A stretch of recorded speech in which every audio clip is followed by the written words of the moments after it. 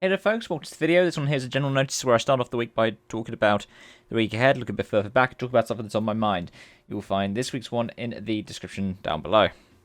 Well, timestamp, should I say. And firstly, thanks to all of you for the kind of feedback over the past week or so. Especially when it comes to things such as F1 2021 and WRC 10. Those I like talking about gaming stuff, and I haven't done it for a while, so it's really fun for me to be able to do that.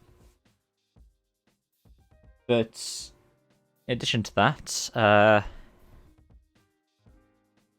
it's also good to just do content that I'm proud of and I'm happy with, and I feel like I'm also doing that right now. I just need to get back on top of the production stuff and also manage that and deadlines and everything else. But let's look forward through this week. NIS on Wednesday. I can't actually remember where it is this week, so I can just double check that when. Well, we'll also talk about the rest of this, because the big one for this week is going to be 24 hours of the Nürburgring in iRacing. We also have BUSR's World Tour, which is at Bathurst. I'll be changing into a GT3, hopefully. And, well, the first of our Porsche Endurance Cups. Well, not Endurance Cups, our Porsche Super Cups happen tonight. By that on the channel already. But yeah, NIS this week is Talladega. That's going to be a lot of fun. 94 laps as well. Cue the Ricky Bobby references, I think. But yeah, Nürburgring 24 is going to be the big thing for this week. In terms of my racing. There are also a couple of other bits and pieces I'm working on behind the scenes. You guys are going to see that sometime soon. I'm really looking forward to when I can show you guys it.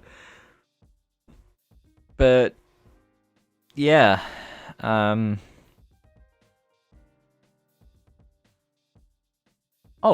WRC this weekend. Rally Croatia. So there's going to be a preview and a review. Now, without further ado, let's talk about the topic that's on my mind. And it's, upon watching the Emilia-Romagna Grand Prix, or otherwise known as the Formula 1 Pirelli Gran Premio del Made in Italy del Emilia-Romagna. Which, yeah, I had to read that off of the screen because I know that advertising-related names can become a bit of a mouthful, but this is two advertisements in one. Made in Italy and Pirelli. And I want to talk about the collision between Bottas and Russell a bit more. And I want to talk about that because it's,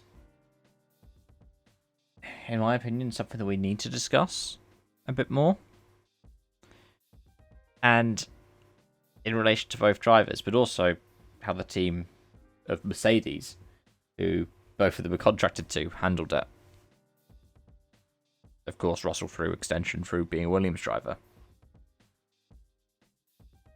Because Russell is still very hotly tipped to be a Mercedes driver for next season.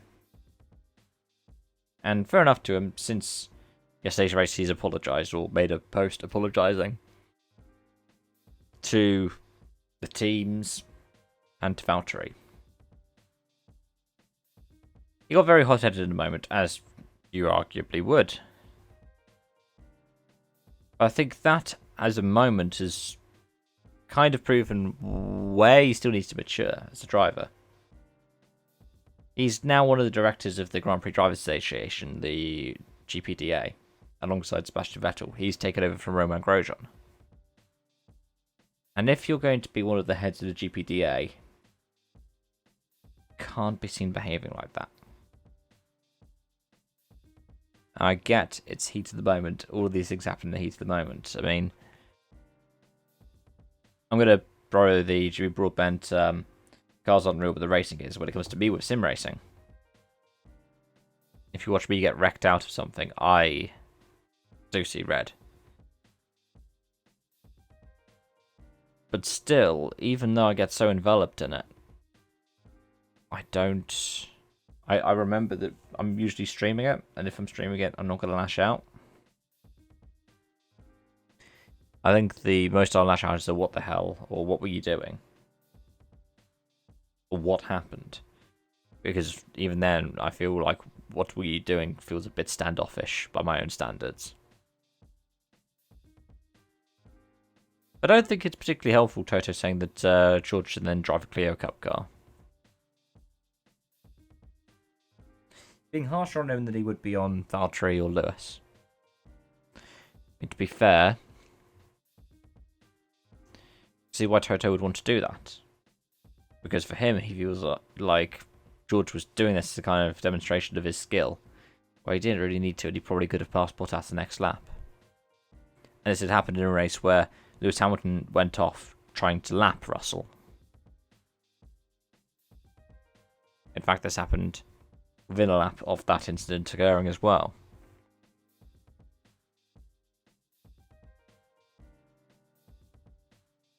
All I'd say is, I mean, it's shown that Bottas himself has got problems he's dealing with.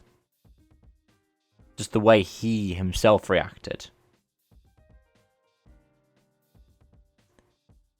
But at the same time, it shows where Mercedes has got this conundrum. If you think that the battle for the seat for next season is between Bottas and Russell, you've got two people who have just been incredibly hot-headed at each other. Albeit one of them's in, his third season in Formula 1 now. The other one's in his ninth season of Formula 1.